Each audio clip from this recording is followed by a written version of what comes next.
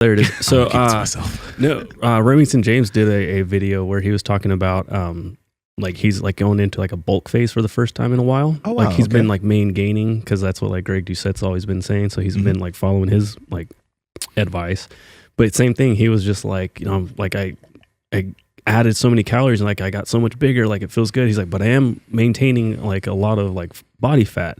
He looks fucking incredible. And then Greg Doucette did like a response video, of course, because it's free content for him, kind of saying like, dude, you look great. Like you're crazy if you think you have extra body fat. But it's like so weird in this industry that like, yeah,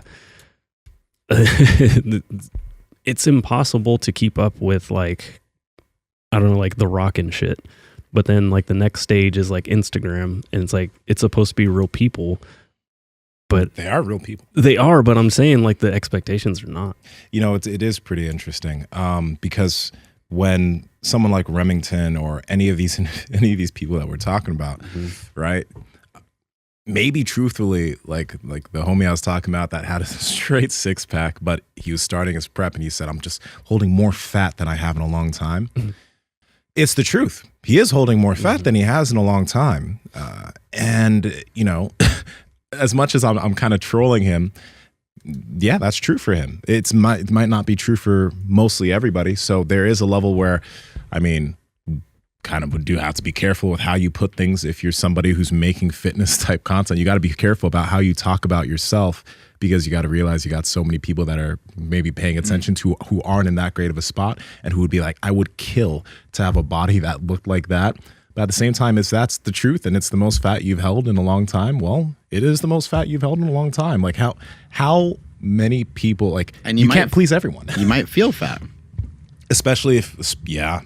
I feel fat the second like my face gets a little bigger, So like more recently I started eating more calories, and as soon as I did it and as soon as I got like more sleep and stuff like that, I started to like get a little bigger. And I don't necessarily feel fat, but sometimes that happens where it's just like, it could be a change of just a couple of days. And so the guy that is in tremendous shape or the girl that's in tremendous shape can quote unquote feel fat and not look anything remotely close to having excess body fat that would be dangerous to them. Yeah, you mentioned something really interesting. You might feel fat, but obviously compared to the most people or the general population who aren't focused on fitness, you're not.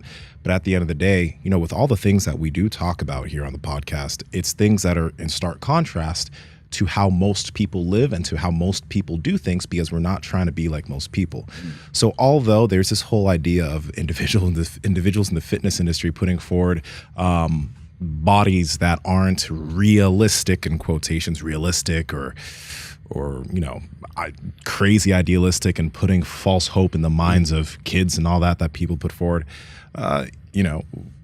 we are trying to be abnormal. Like I'm gonna be real. I'm not trying to be normal, right? I'm not gonna talk about the things I do. Like I'm not gonna say, oh, I'm feeling fat or whatever. But at the end of the day, like when I got to 255, truthfully, I was pretty lean still. I think I was like 10%. But my personal standards have changed in terms of what's lean for me. That 10% is lean for everyone. It is. But over the years, I've gotten used to, and while keeping my health on check, I'm all good everywhere. Like I perform well, I feel good, but I'm more so used to being at a leaner percentage. So I'm going to cut. I'm not saying that I'm fat. I'm not by any means, but I do have a different standard now. And as you make changes to your body composition, wherever you are on the scale, whether you're overweight or whether you're obese or whether, you're an athlete who's trying to get leaner, as you progress, your old standards are not the standards anymore. You now have new standards for yourself, and that's a perfectly okay thing for you to do. Yeah, like if I went up to like 260 or 270, I would feel fat. I might not even really I just might look a little puffy to some people for a little while. But yeah, it is an interesting thing. I have lost, over 100 pounds. And so now I've been like kind of living at this body weight for a while now. And so it's an evolution. It takes time to get ourselves to these positions, but there's a lot of things, a lot of habits that I do. I think you guys have some habits probably to share today. I think might be really useful for people. And there are things that we do every day that we don't even really think of anymore because they're just second nature. Like you're like, oh, I got up to like 255. And you're like, okay, that was cool. Like to maybe relax on the diet a bit. It was cool just to get a little bigger. I wanted to feel what that felt like again. Various reasons to explore stuff like that. And then now you're also like, well, let me just cut back down. But we have the ability just to kind of like tweak stuff to where it doesn't feel really hard to pull 5 pounds, 10 pounds, 15, 20 pounds off the body.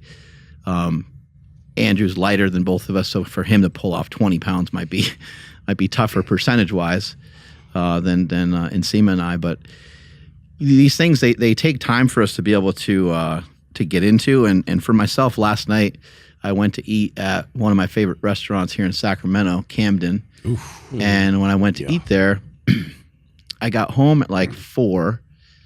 I knew that our reservation was like 6:30.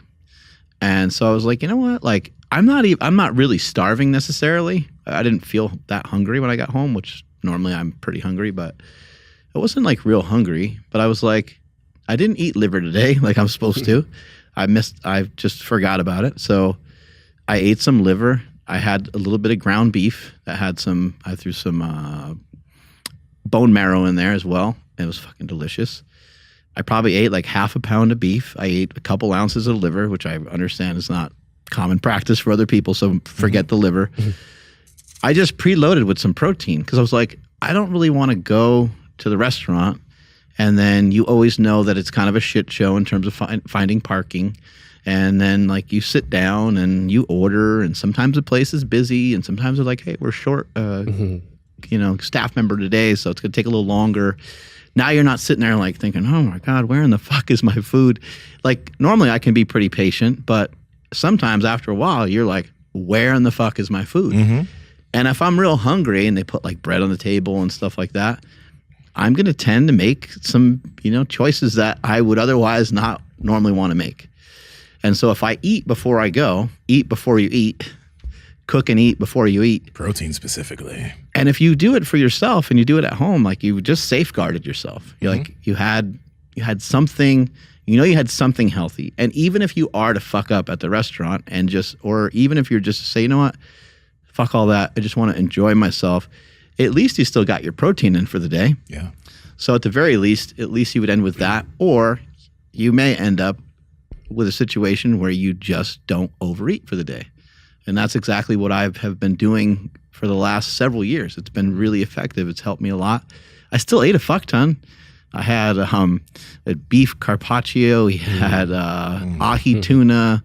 We had cheese. We had, I ordered salmon, and I also had a New York strip. Like it was amazing. Like I still ate a lot.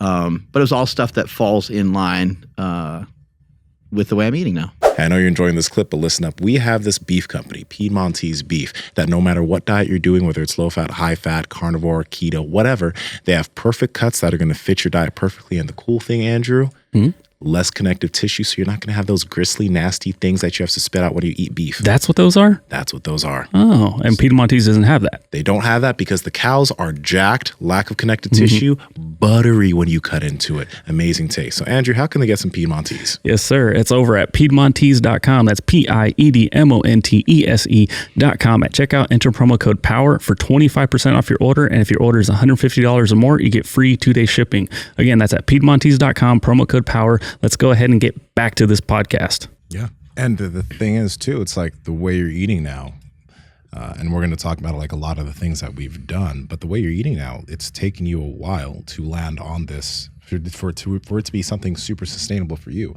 But you've done hardcore keto in the past. Actually, you did that probably a decade ago, right? You've added in quite a few carbs into your diet. You've messed with that. You've messed with a lot of things, but there are certain things like, being able to control your hunger now because we both utilize fasting and got used to it. That's something that is allowing us to maintain the physiques we have now, and not be ruled by hunger.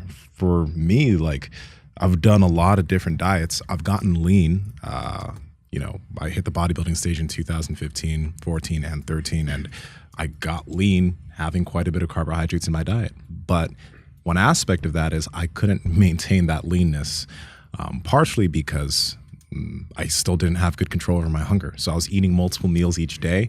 And for me, those multiple meals were just driving hunger for me. And I'd get to the end of the day, my macros are finished, and I'd be like, the fuck? I'd be mad. And I'd have times where I'd binge. And that's one aspect of why maintaining that level of leanness was just not possible. Hunger was just way too ravenous. But over time, getting used to fasting, controlling my hunger, prioritizing protein in a lot of stuff, and going lower carb to no carb sometimes, I was able to adapt to that diet. I was able to control my hunger, and now maintaining a far leaner physique than in the past is quite easy for me. There are going to be people who say it's because you're on drugs. Okay, well, if you want to believe that, you can. But for those who don't, it's because of those habits. And how lean? Like, did you get your body fat percentage checked back when you were on stage?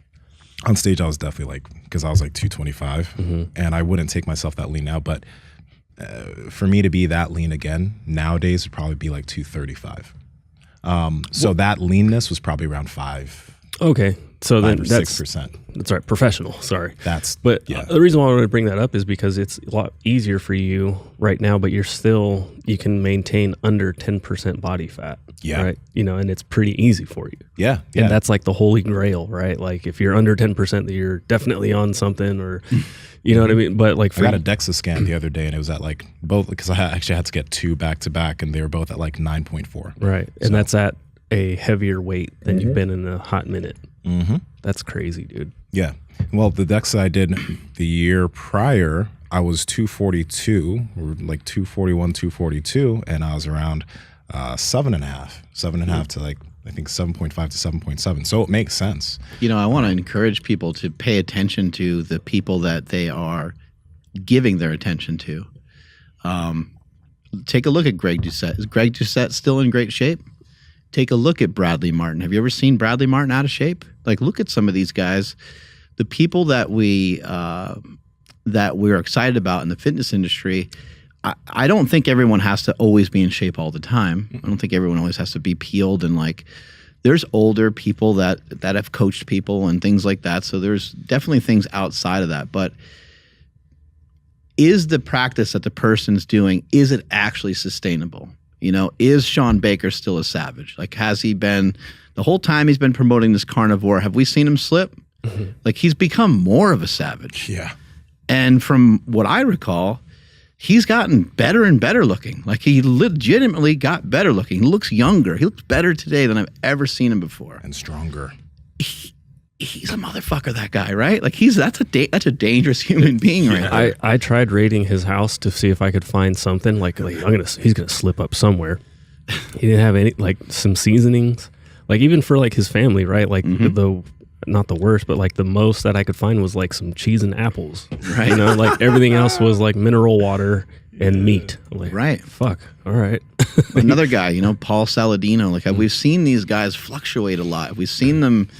In bodybuilding, we've seen that a lot, where the athlete gets really lean, they get on stage, or somebody gets into fitness, they get in great shape, and then unfortunately they end up gaining a lot of weight back. Sometimes they're able to keep pulling themselves in and out of that, and they're able to toggle that okay, but that can be really tough on your mind. That could be really brutal. You're in shape, you're single-digit body fat, and then wham, you gain 50 pounds, 40 pounds. We see this fairly commonly. And it's understandable, after a competition, maybe you didn't know, or maybe you slipped up or whatever. But my whole point in bringing this up is that bodybuilding type stuff and or getting on a stage for any sort of fitness type of protocol that you want to follow can be amazing, because you can go to depths that bring you to a 5% or a 7% or whatever percent is low for you. And then you can kind of learn, okay, that was wild. That was interesting. I'm going to gain a little bit of weight back. But what you could find from that, and what you could learn from that, is you might forever be able to be a little bit leaner. That's been my experience. I did one bodybuilding show, and it helped me. I don't know if it helped me forever. It's helped me, the 5 years following the bodybuilding show. So you can use that experience this way, but sometimes people just get in shape for that one thing, that one time that they do it, and then pow, they gain all the weight back, because I think the diet or the regimen that they were doing was so strict. Kind of like the Marine who makes his bed every day.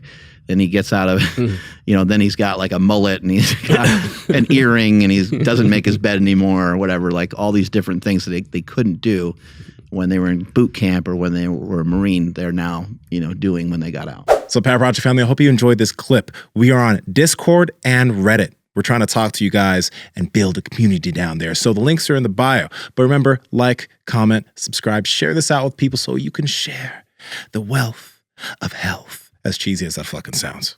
Peace.